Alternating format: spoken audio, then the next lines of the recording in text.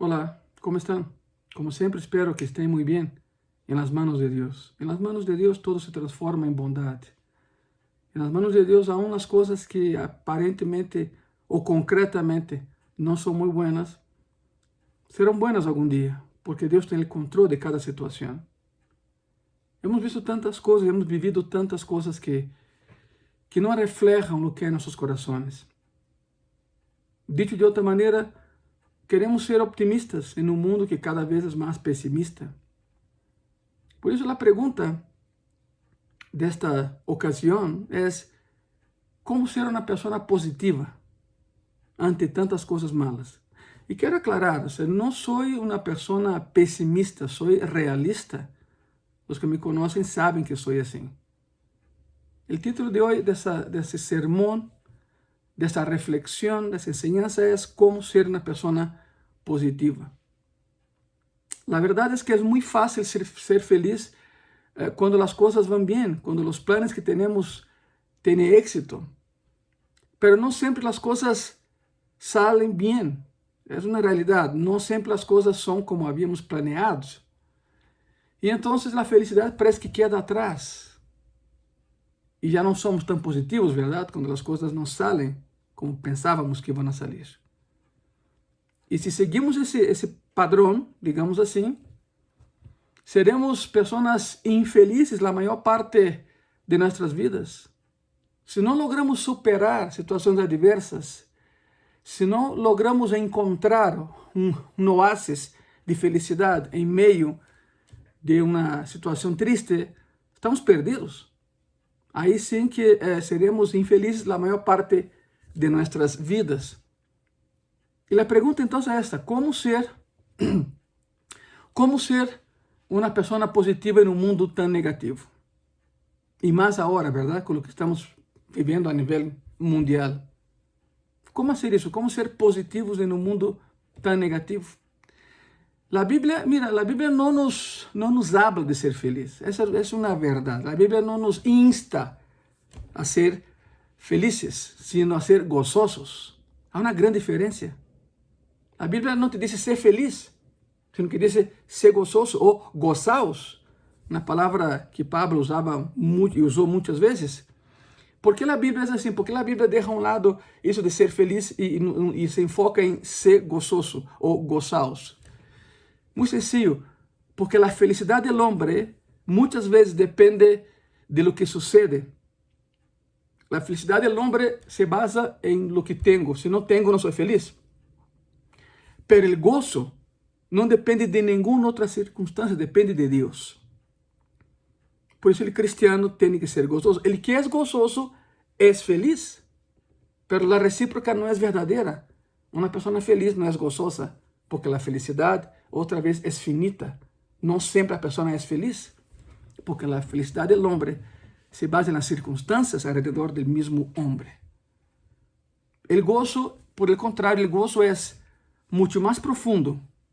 O gozo é uma atitude, é uma eleição. El gozo es una función interior que rebasa, extravasa. Y el gozo es lo que hace que disfrutemos la vida.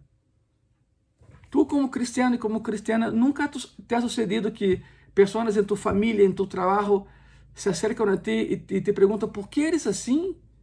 Si yo gano más que tú, si tengo más que tú, y, ¿no? Toda la historia, y yo no soy feliz y tú sí, siempre tienes una sonrisa, ¿por qué eres así? Es el momento de explicar porque soy gozoso, porque Cristo me da el gozo de la vida. Como cristianos, hermanos y hermanas, como cristianos, podemos y debemos, oiga bien, y debemos ser las personas más positivas del mundo en cualquier situación. Y la pregunta es, ¿por qué, pastor? ¿Por qué? Tú no sabes lo que estoy pasando, es cierto, yo no sé lo que estás pasando, pero Dios sí sabe. Y Dios también sabe lo que yo estoy pasando. En lunes, o sea, de esa semana, algunos ya lo saben, pero otros no. En lunes me hablaron de Brasil avisando que mi papá había fallecido a los 90 años de edad. Venceu el COVID, venceu muitas enfermedades, foi um homem muito produtivo, hasta os 90 anos seguia escrevendo livros, lançava 2 livros ao ano, é uma loucura, não?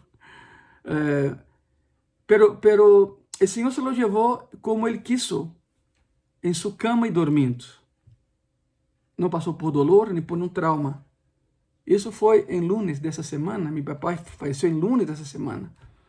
E uno se pergunta, e como estás assim? Bueno, tristeza sí hay, pero hay gozo também, porque ele descansou. A isso voy. Sempre há outro enfoque.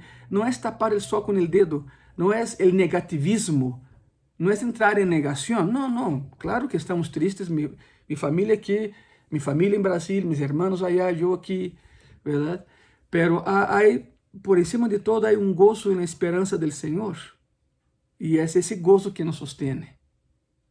Por lo tanto, Pablo em Romanos nos dá razões, nos dá 3 razões de por que podemos ser gozosos em mundo onde não há muita felicidade, que se diga. Em Romanos 5 encontramos essas 3 razões. A primeira que nos dá Pablo é: para um cristiano, nenhuma situação está perdida. Põe tu coração nisso. Para um cristiano, nenhuma situação está perdida.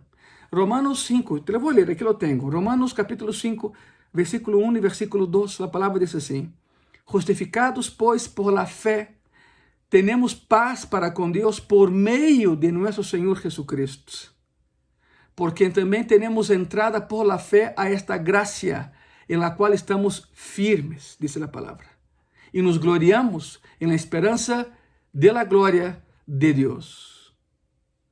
Em Romanos 5, Pablo nos dá 3 razões de por que podemos ser gozosos, aún atravessando por tristeza, como é o caso desse momento de minha família.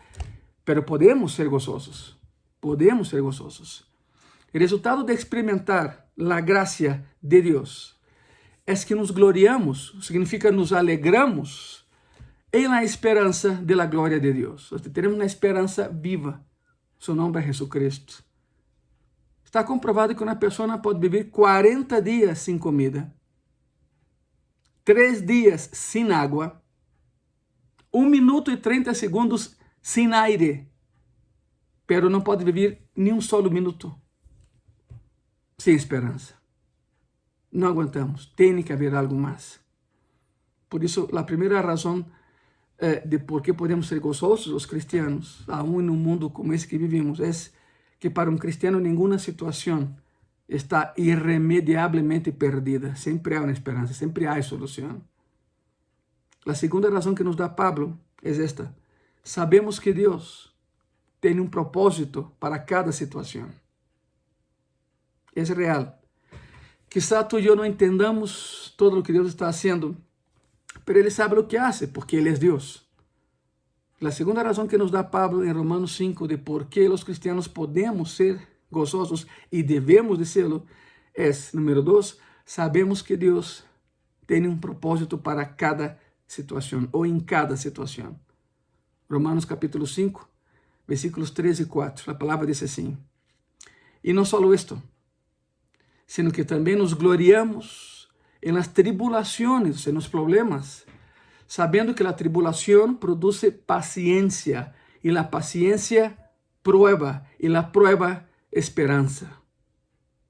Por lo tanto, se eres de aqueles como eu que diz: Senhor, dá-me paciência, Deus te dá tribulação, porque o resultado final é a paciência, é a esperança. A palavra grega para tribulações, como está aqui, significa todo o que nos pressiona. A expressão em grego que está nesse passagem é todo lo que te causa estrés, todo lo que te quita la paz, todo lo que nos presiona. Nuestros problemas van a seguirnos, seguirán con nosotros mientras vivamos en ese mundo. Quero aclarar algo. Há pessoas que dizem: ¿por qué mi vida no es perfecta? Bueno, porque no se supone que sea perfecta, hermano, hermana, amigo y amiga. Porque hay un solo lugar donde todo será perfecto, se llama cielo. Pero tú y yo todavía estamos aquí en la tierra.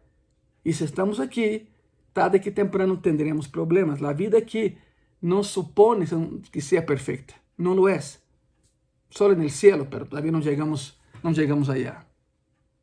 Quiero que entiendan algo. El gozo no es ausencia de tribulaciones. El gozo no es ausencia de problemas, sino la presencia de Dios en medio de mis tribulaciones, en medio de mis problemas.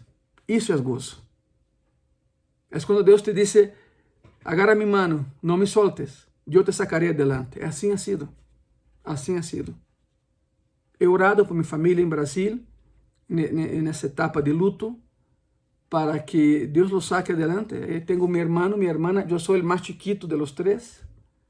Ahí están mis primos, ahí están mis tíos, mis tías, también ancianos. Y yo oro para que Dios cuide sus corazones también, para que puedan pasar por ese proceso de duelo, de manera que puedan encontrar la paz y el gozo aún en medio de esa pérdida. Es así que oro por ellos. Es así que oro por ellos. Algunos cristianos, sin embargo, tienen el famoso complejo de mártir. Sí, complejo de mártir. Piensan que cuanto más sufren, más espirituales son. Eso es una herejía. Eso es masoquismo espiritual y cristiano evangélico. No puede ser. Y hay 5 lecciones en ese versículo, en esos 2 versículos que podemos y debemos de aprender. Hay 5 lecciones en Romanos capítulo 5, versículo 3, versículo 4. Aquí están las 5 lecciones. La primera, en ese pasaje que acabamos de ver y leer, Pablo no dice por qué, sino dice en. O sea, en tribulación. Y no solo eso, sino que también nos gloriamos en las tribulaciones, no por causa de las tribulaciones. Segunda lección, Pablo usa la palabra produce. O sea, la tribulación puede ser productiva si la tomamos bajo la mirada de Dios. La tribulación es un proceso, el problema llegará a tu vida. Nenhum problema es bienvenido, nenhum problema te avisa que va a llegar, llegan. Los problemas son los invitados no deseados de nuestras vidas, ¿verdad?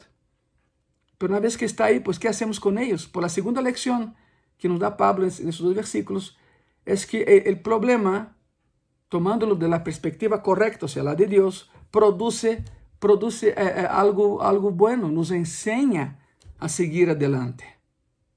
La tercera lección es esa. La palabra paciencia, en este pasaje, en griego, significa la habilidad de manejar la presión. La palabra griega que Pablo usa ahí para la palabra paciencia es la habilidad de manejar la presión. Yo no sé tú, pero yo pido a Dios a cada día, dame paciencia, Señor, dame paciencia. En muchos aspectos, porque soy muy impaciente. No porque los demás estén mal, no lo tomen así. Simplemente como brasileiro somos muy impacientes, pero la palabra paciencia en ese pasaje significa habilidad de manejar la presión. La cuarta lección que tenemos aquí es esto. La palabra prueba, está en el versículo 4, en griego significa carácter, significa confianza probada y aprobada. Esa es la palabra prueba. ¿Qué es lo que produce la prueba en tu vida y en mi vida? Confianza. Confianza probada y aprobada por Dios. Y la quinta lección que vimos en esos 2 versículos es esta. La prueba produce esperanza. Esperanza en la Biblia no significa el deseo, no significa, yo espero, como suele suceder, ¿verdad? No, la palabra esperanza ahí es otra cosa. La palabra esperanza no significa un deseo o quiero. Yo espero, yo quiero. No, la palabra ahí significa confianza en el poder de Jesucristo para llevarnos más allá de nuestro dolor y nuestra tribulación. Esa es la palabra esperanza. Podemos confiar porque nuestra esperanza, la sabe, hermanos y hermanas, es una esperanza viva porque Cristo vive. Y número 3, de lo que estamos viendo en esta ocasión, ¿verdad? Las 3 razones que Pablo nos da en Romanos 5, razones para ser positivos en un mundo negativo. La tercera verdad es esta. Nos hemos convertido en amigos de Dios. Dios nos llamó a esa amistad. Todo lo que sucede en nuestras vidas, Él ha iniciado, no nosotros. Todo lo que tenemos en nuestra vida pertenece a Él, no a nosotros. No le damos a Él nada de lo que ya no pertenezca a Él. El domingo pasado hablé isso em Graça e Paz, e este domingo seguiremos falando. Vemos o domingo, por favor, a las 11 de la mañana. El detalle aquí es este: no, nada de lo que le entregamos a Cristo no es que no le pertenezca a Él. Estamos regresando nada más a algo que ya es de Él. Él nos ha prestado. La razón número 3 es: nos hemos convertido en amigos de Dios. O sea, la confianza que tenemos en Él, la esperanza que tenemos en Él, el amor que profesamos hacia Él, tuvo como fuente Él mismo. Él mismo. Romanos capítulo 5, una vez más, versículo 10 y versículo 11, la palabra dice así: porque si siendo amigos fuimos reconciliados con Dios por la muerte de su Hijo, mucho más, estando reconciliados, seremos salvos por su vida. Significa, si Ele nos amava antes, quando éramos pecadores, ¿qué dirá ahora que pertenecemos a Él y reconocemos a Cristo como Señor y Salvador? Esa es la razón. Y no solo esto, versículo 11 dice así: y no solo esto, sino que también nos gloriamos en Dios, por el Señor nuestro Jesucristo, por quien hemos recibido ahora la reconciliación. La reconciliación. Mediante Jesucristo fuimos reconciliados. Significa, volvemos a ser amigos. Esa es la palabra en griego. Volvemos a una relación de amistad. ¿Con quién? Con Dios. A través de Cristo hemos sido reconciliados con Dios. Hermano, hermana, amigo y amiga de Graça y Paz, no importa cuál sea la situación por la cual estás atravesando, tú no estás solo. Yo no estoy solo en ese dolor por la pérdida de mi papá en Brasil, que, repito, murió tranquilamente, murió en su cama, en su casa, durmiendo, como era su voluntad, porque me acuerdo una plática con él en Brasil y me dijo: Ángel, yo tengo miedo, no de la muerte en sí, pero miedo de morir en dolor. Y yo le dije en su ocasión: papá, pues pide a Dios, pide a Jehová que te conceda dormir en paz. Y así fue. Y así fue. Dios es tan bueno que permitió a mi papá dormir, cerrar los ojos, fallecer, pero estando en su casa, con todas sus facultades mentales intactas, siendo productivo, en su casa y en su cama. Y dormió con él, mi papá, el lunes pasado. Por eso me han dicho: tú no estás solo. Gracias, la Iglesia Graça y Paz, gracias a los que me han enviado mensajes, gracias porque están orando por mí, por mi familia en Brasil y en México. Yo sé que no estoy solo. Cristo está conmigo y ustedes están conmigo, con familia de Graça y Paz que somos. Por lo tanto, tomé ese tiempo para comentarles eso. No estamos solos. Y aún atravesando por detalles o situaciones así, podemos ser productivos y podemos ser positivos. Y Pablo nos da las 3 razones de por qué. Para un cristiano, ninguna situación está irremediablemente perdida, siempre hay esperanza. Número 2, sabemos que Dios tiene un propósito para cada situación. Aunque yo no sepa, aunque tú no sepamos, pero Dios sí sabe lo que hace. Y número 3, nos hemos convertido simplemente en amigos de Dios. Y como amigos de Dios estamos reconciliados con Dios. Y podemos contar con Él todos los días en nuestro corazón, en nuestra vida. Por eso te digo, en esa ocasión, tú tampoco estás solo, tú no estás sola. Cristo está contigo, Dios está contigo y somos una familia en Graça y Paz. ¿Por qué no oramos en esa ocasión? Cierren sus ojos, por favor.